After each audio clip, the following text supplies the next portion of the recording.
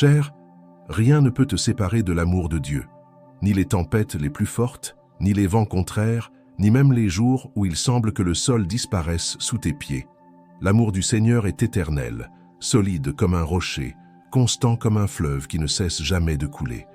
Peut-être que, maintenant, tu ressens le poids de l'inquiétude, l'agitation de l'anxiété ou la douleur de souvenirs qui insistent pour revenir. Mais je veux que tu saches, Dieu ne t'oublie pas.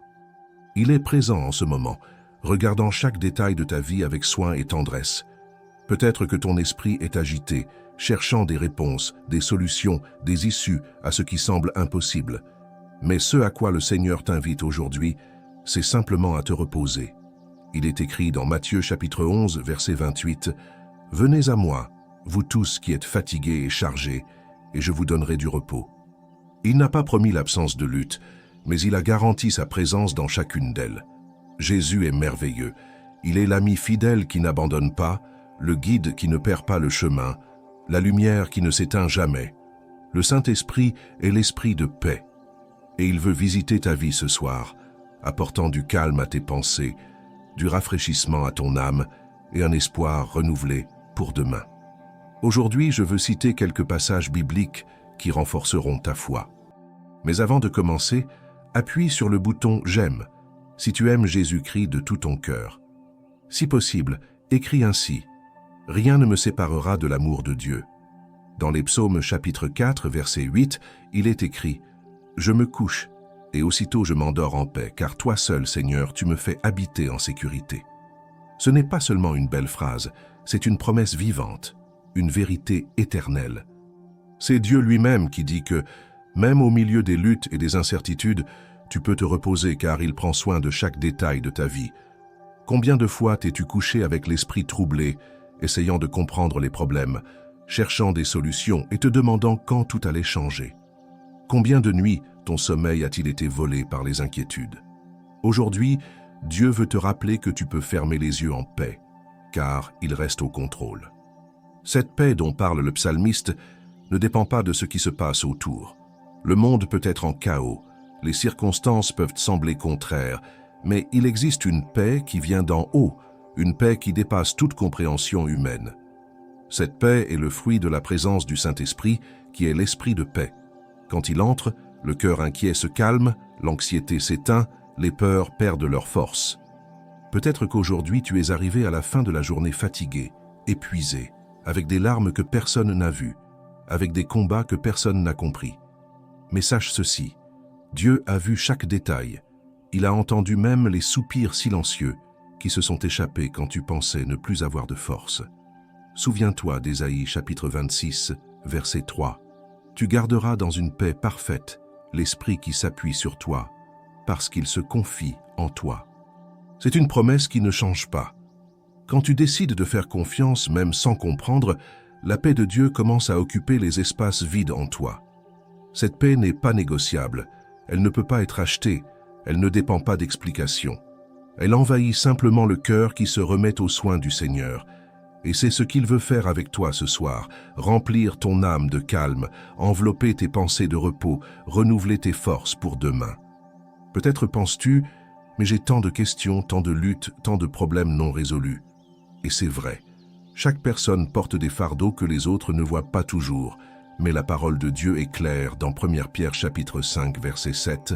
« Déchargez-vous sur lui de tous vos soucis, car lui-même prend soin de vous. » Ce soin est réel, constant et personnel. Dieu ne prend pas soin de toi de loin. Il le fait en détail comme un père aimant qui connaît chaque besoin du cœur de sa fille. Si tu regardes à l'histoire de David, tu verras qu'il connaissait bien cette paix. Persécuté, accusé injustement, caché dans des cavernes, il aurait pu vivre dominé par la peur. Mais c'est dans ces moments de plus grande pression qu'il a écrit les plus beaux psaumes, déclarant sa confiance dans le Seigneur. Il a compris que le secret n'était pas d'avoir toutes les réponses, mais de se reposer dans les bras de Dieu. Et cette même confiance est disponible pour toi aujourd'hui. Jésus est merveilleux. Il sait comment calmer la tempête, comment réduire au silence le vent et la mer. Il l'a déjà fait lorsqu'il était dans la barque avec ses disciples. L'évangile de Marc, chapitre 4, verset 39, dit qu'il s'est levé, a repris le vent et a dit à la mer, « Silence, tais-toi ». Et tout est devenu parfaitement calme. Cette même voix qui a calmé la nature est la même qui te parle aujourd'hui. Calme-toi, repose-toi, fais confiance. Le Saint-Esprit est présent maintenant, apportant du rafraîchissement à ton âme. Tu peux même sentir l'atmosphère changer. Car quand il arrive, les ténèbres doivent partir, le poids commence à se dissiper et la paix s'installe. Il est le consolateur promis par Jésus.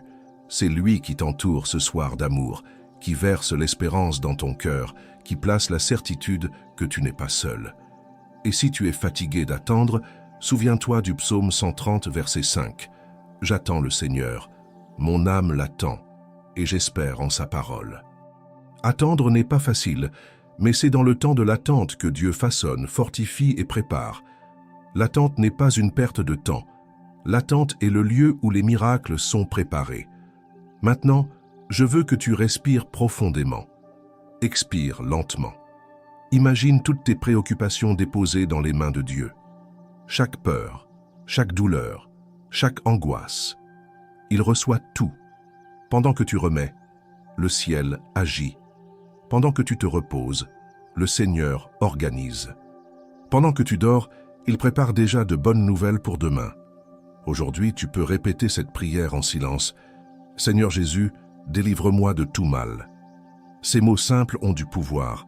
Ils sont comme des clés spirituelles qui ouvrent les portes du repos, qui amènent le ciel dans ta réalité. Alors, ferme les yeux avec cette certitude. Tu es gardé. Le Seigneur est ton berger. Le Saint-Esprit est l'esprit de paix. Et Jésus, merveilleux et fidèle, est à tes côtés, te soutenant de sa main droite de justice.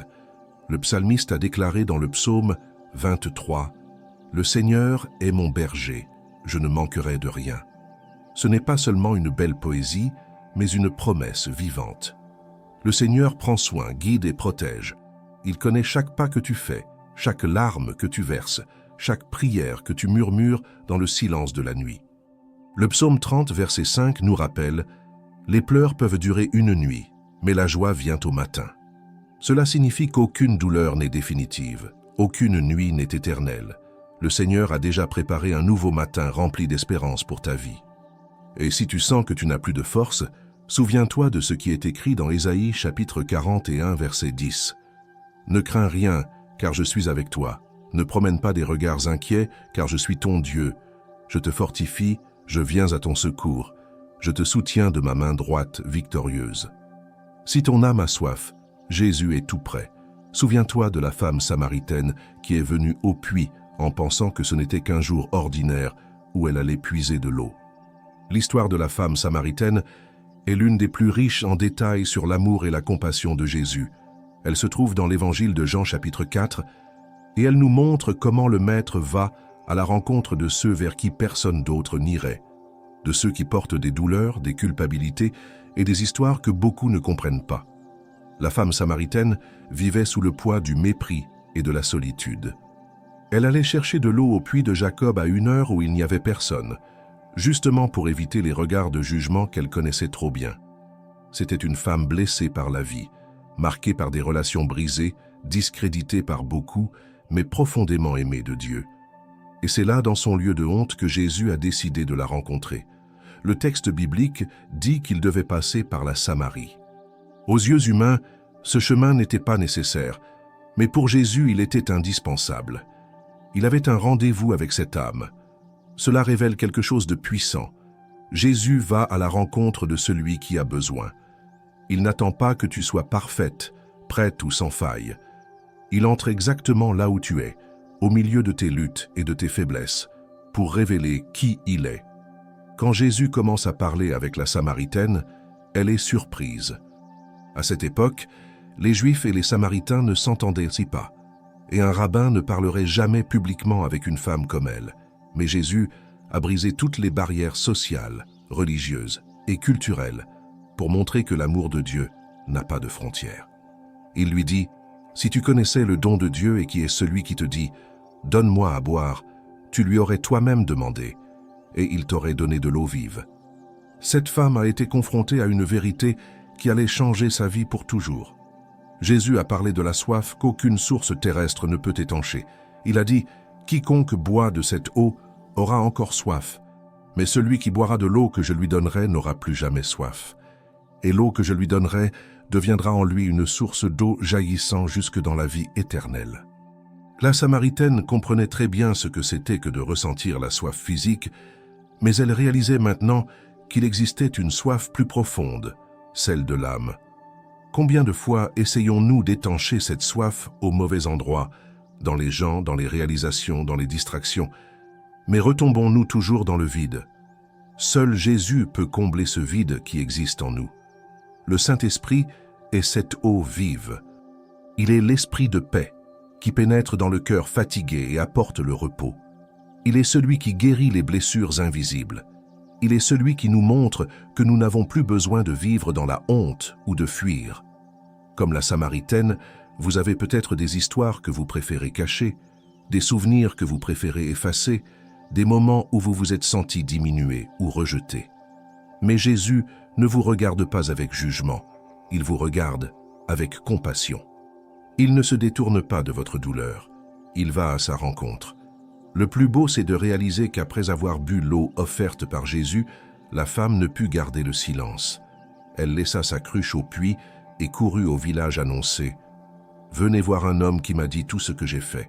Serait-ce le Christ ?» Cette même femme qui fuyait les gens devint un témoin vivant de la grâce. Ce qui était autrefois une source de honte devint un message d'espoir. C'est ce que fait Jésus. Il prend la partie la plus fragile de notre histoire et la transforme en une rencontre avec sa gloire. Aujourd'hui, Jésus veut faire de même avec vous. Il vous offre cette eau vive. Il dit « Laisse-moi étancher la soif de ton cœur. » Soif de paix, soif d'amour véritable, soif de repos pour l'âme. Lorsque vous buvez cette eau, il n'y a plus de vide, plus de douleur, plus d'obscurité.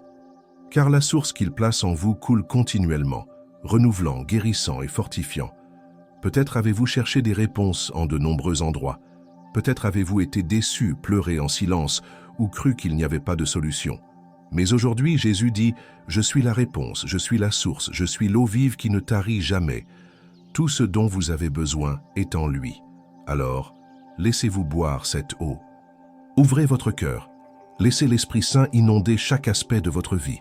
Cette nuit peut être le début d'une ère nouvelle, comme ce fut le cas pour la Samaritaine.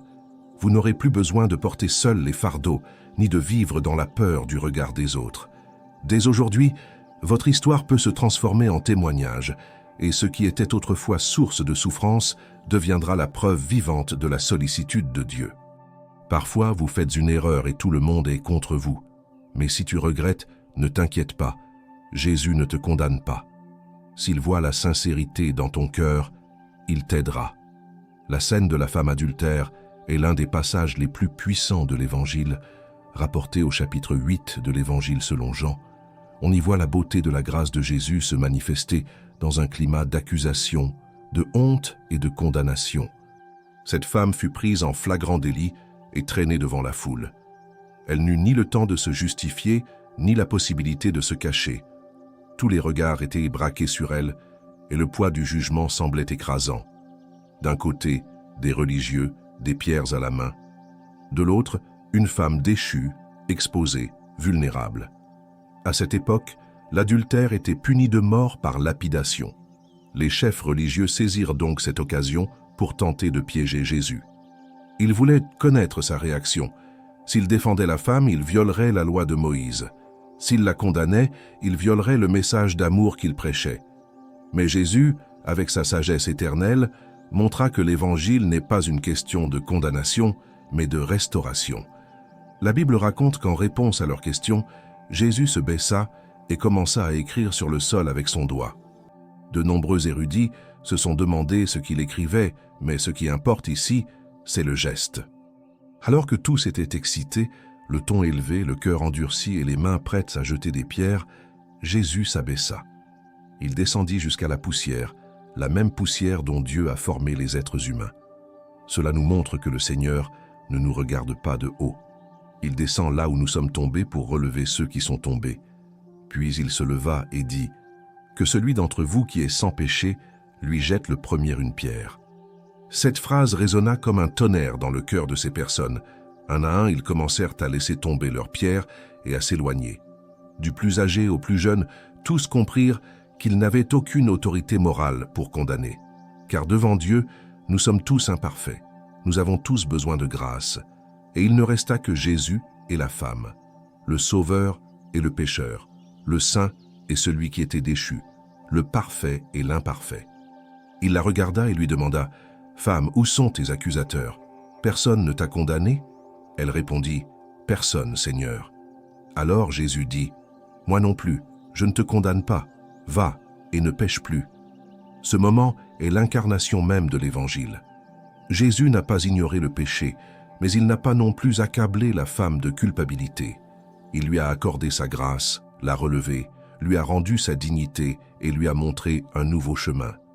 Il a montré que ce n'est pas la condamnation qui transforme, mais l'amour. La condamnation emprisonne, l'amour libère, la culpabilité paralyse, la grâce restaure. Combien de fois vous êtes-vous senti comme cette femme, exposée par les circonstances, jugée pour vos erreurs passées, portant la honte de vos choix ratés? Peut-être qu'aujourd'hui encore, vous portez en vous les cicatrices de situations inconnues, mais qui continuent de peser lourdement. Comme cette femme, vous pensiez peut-être qu'il n'y avait pas d'issue. Mais Jésus est là aujourd'hui pour vous dire « Je ne vous condamne pas. Je suis venu pour vous libérer. » Jésus est merveilleux. Il tend toujours la main à ceux qui sont brisés. Il ne recule pas devant ceux qui sont tombés. Il s'approche d'eux. Le Saint-Esprit, esprit de paix, vous visite en ce moment.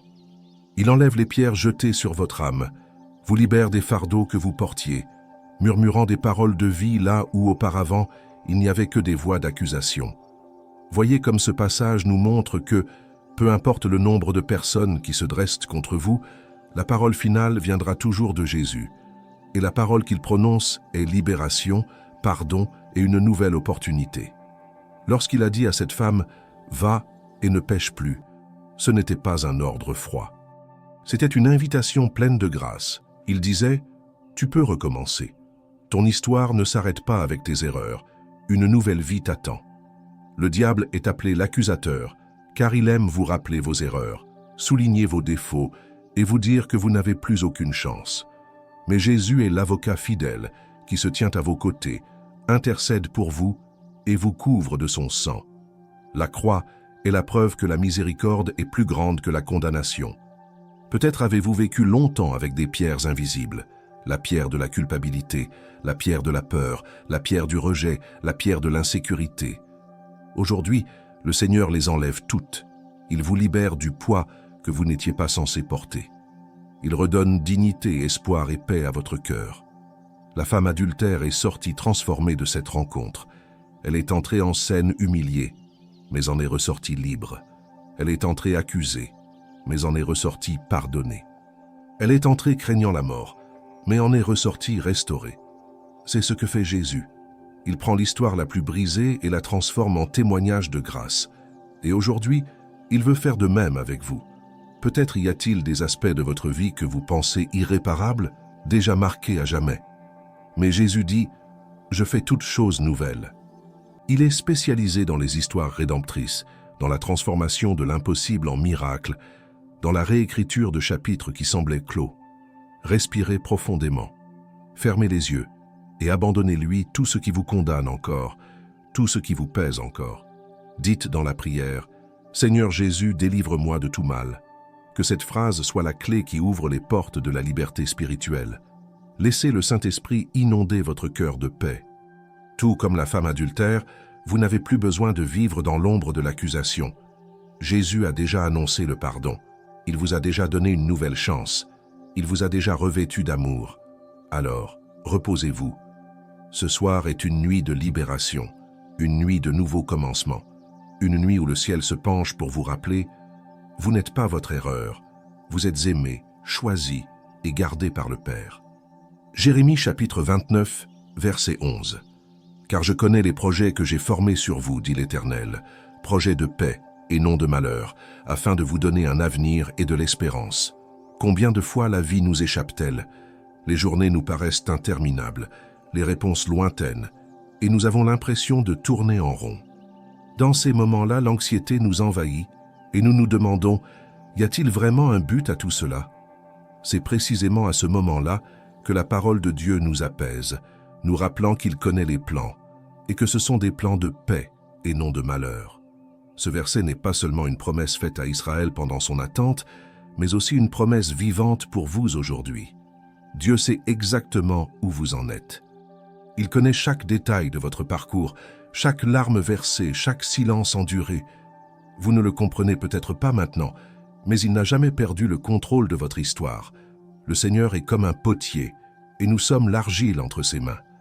Parfois, le processus de modelage est douloureux, car il doit retirer ce qui n'est plus utile, il doit pétrir et remodeler, mais tout cela pour qu'à la fin, vous soyez un vase parfait, rempli de sa présence. Considérez la vie de Joseph.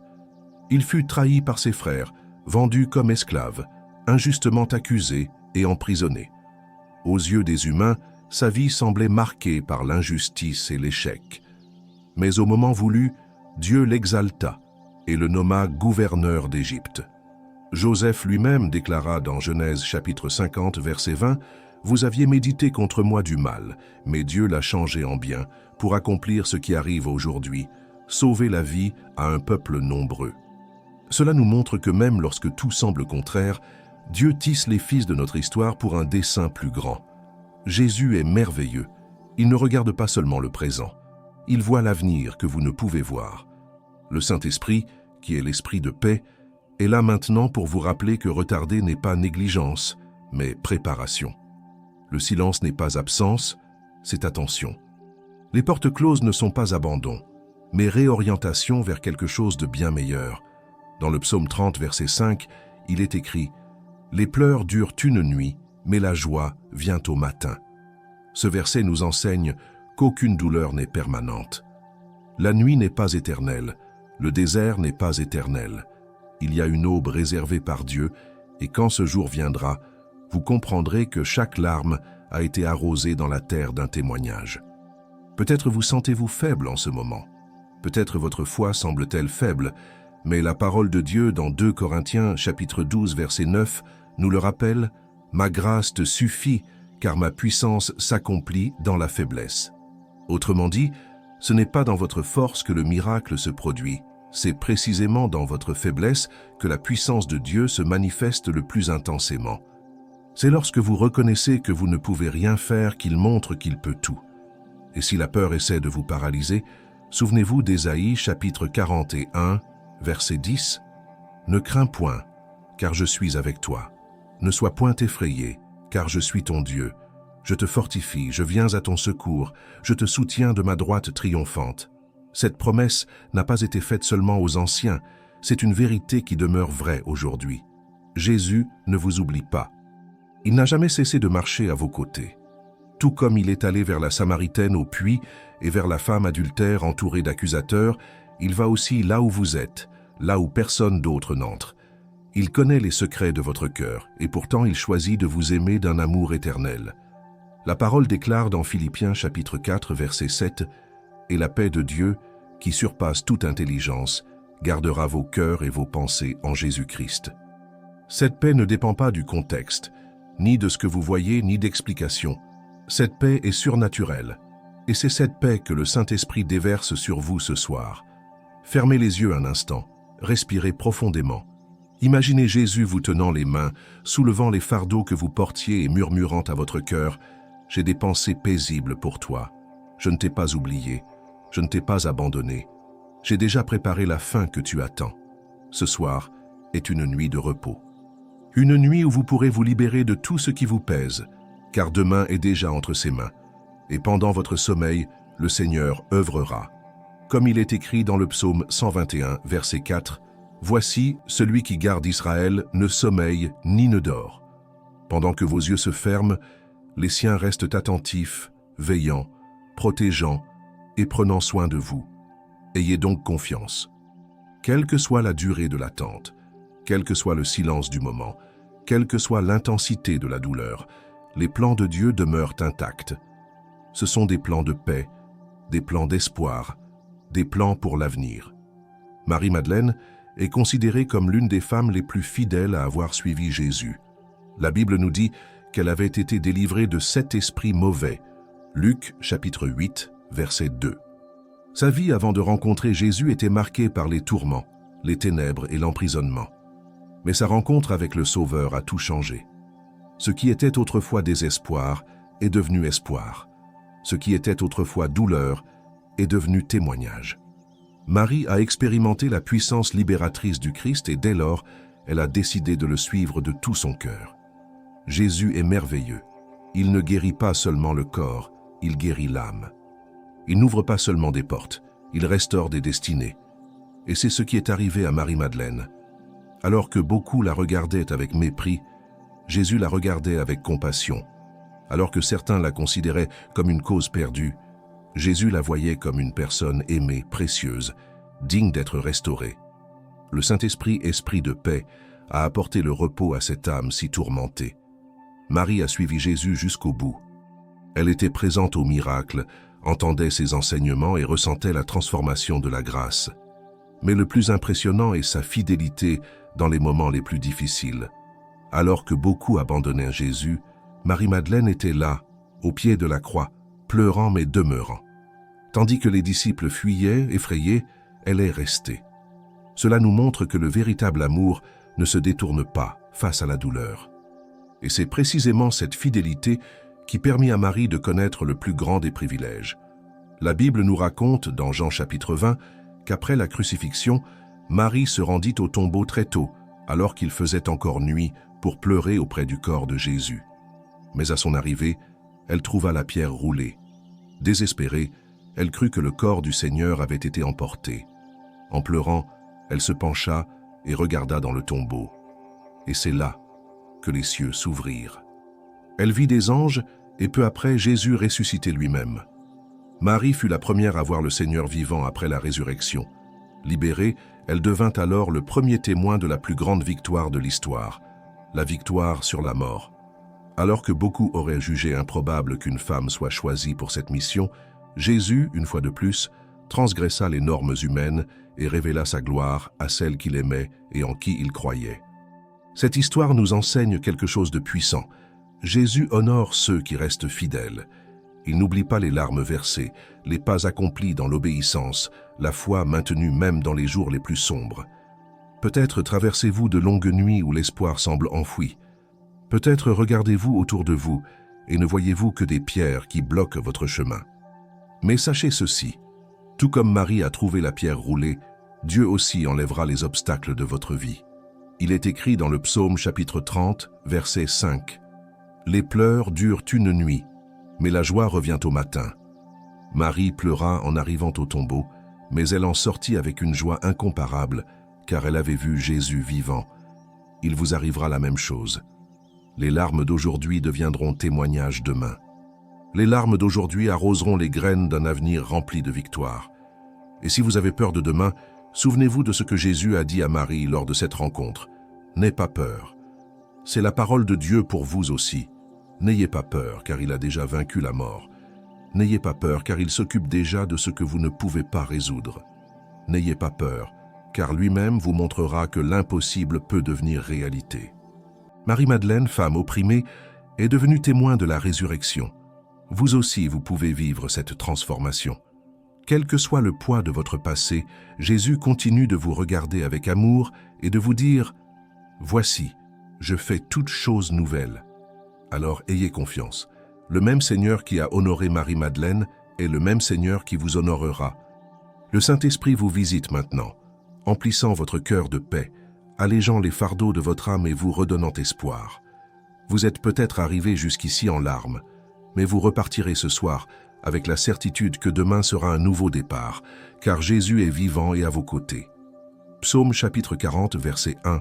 « J'ai attendu patiemment le Seigneur, et il s'est incliné vers moi et a entendu mon cri. » Attendre n'est pas facile. Le cœur humain aspire à des réponses rapides, à des solutions immédiates et à des portes ouvertes au moment opportun. Mais la parole nous enseigne qu'attendre est une force. Le psalmiste David le savait. Il a écrit qu'il avait patiemment attendu le Seigneur et qu'au moment opportun, Dieu s'est incliné et a entendu son cri. Cela signifie qu'aucune prière n'est ignorée, aucune requête sincère n'est laissée sans réponse. Lorsque vous vous offrez à Dieu, il vous écoute. Ce n'est peut-être pas au moment voulu, mais c'est au moment idéal. Peut-être avez-vous vécu des jours d'angoisse où votre âme implorait des réponses. Peut-être avez-vous prié en larmes, en silence, sans savoir si quelqu'un vous écoutait vraiment. Mais le Seigneur a entendu. Le ciel enregistre chaque mot, chaque soupir, chaque larme. Il ne se contente pas d'écouter, il se penche. Imaginez le Créateur de l'univers se penchant pour entendre votre voix. Cela montre combien vous êtes aimé, combien il se soucie de chaque détail de votre vie. Jésus est merveilleux. Il n'est jamais en retard. Le Saint-Esprit, esprit de paix, est avec vous en ce moment même, vous rappelant qu'une promesse est en cours. Même quand rien ne semble avoir changé, un mouvement invisible se produit. Attendre n'est pas vain. En attendant, Dieu fortifie, mûrit et prépare. David savait ce que signifiait attendre. Il fut un roi très jeune, mais il lui fallut des années pour accéder au trône. Durant cette période, il affronta la persécution, fuyait ses ennemis et pleurait caché dans des grottes. Mais à chaque pas, il choisit de faire confiance. Et finalement, il vit la promesse s'accomplir. Il en sera de même pour vous. Si votre vie aujourd'hui vous semble incertaine, rappelez-vous, la vallée n'est pas la fin, c'est simplement le chemin vers la victoire. La parole nous dit aussi dans Ésaïe chapitre 64, verset 4, « Car depuis toujours, personne n'a entendu, personne n'a perçu, personne n'a vu d'autre Dieu que toi, qui agissent en faveur de ceux qui espèrent en lui. » Ceci confirme que, pendant que vous attendez, le Seigneur œuvre en coulisses. Il rassemble les gens, modifie les circonstances, ouvre des portes que vous ne pouvez même pas imaginer. Et si la peur surgit pendant l'attente, souvenez-vous de ce qui est écrit dans Philippiens chapitre 4, versets 6 et 7. « Ne vous inquiétez de rien, mais en toute chose, faites connaître vos besoins à Dieu par des prières et des supplications avec des actions de grâce. Et la paix de Dieu qui surpasse toute intelligence gardera vos cœurs et vos pensées en Jésus-Christ. » C'est cette paix que Dieu veut déverser sur vous maintenant. Ce n'est pas une paix qui dépend de ce qui se passe autour de nous. C'est une paix qui vient du ciel et qui enveloppe nos cœurs, même lorsque nous n'avons pas encore toutes les réponses. Imaginez l'attente comme un champ où des graines ont été semées. Vous ne voyez rien pendant un moment, mais sous terre, les racines poussent, et au moment voulu, les fruits apparaissent. Telles sont les promesses de Dieu. Elles peuvent sembler cachées pour l'instant, mais elles grandissent. Et lorsqu'elles seront révélées, vous verrez que chaque larme a arrosé la victoire qui se préparait. Respirez profondément. Imaginez toutes les prières que vous avez dites, toutes les larmes que vous avez versées, tous les soupirs qui se sont échappés de la douleur. Rien n'a été vain. Le Seigneur a entendu chacun d'eux. Il s'est penché vers vous et continue de le faire. Avec le temps, ce cri qui semblait oublié deviendra une réponse. Alors, reposez-vous. La nuit peut paraître longue, mais l'aube est déjà prête. Et quand elle arrivera, vous comprendrez que l'attente n'a jamais été une perte de temps. C'était un entraînement. Ce n'était jamais un abandon, c'était une attention. Ce n'était jamais un silence vide, c'était une préparation à quelque chose de bien plus grand. Que Dieu bénisse ta vie. Quand le doute frappe, quand la peur tente de te paralyser, quand le silence de la nuit semble trop fort et que l'anxiété commence à crier dans ta poitrine, respire profondément. Calme ton cœur et souviens-toi de Job. Il a tout perdu, famille, biens, santé. Et pourtant, il est resté les yeux fixés sur Dieu. Même blessé, même sans comprendre, même interrogé par tous ceux qui l'entouraient, Job n'a pas abandonné sa foi. Il est impossible de lire l'histoire de Job sans être ému. Un homme qui a plongé dans les douleurs les plus profondes que l'on puisse affronter et qui a quand même déclaré « Je sais que mon Rédempteur est vivant ». Quel genre de foi est-ce là?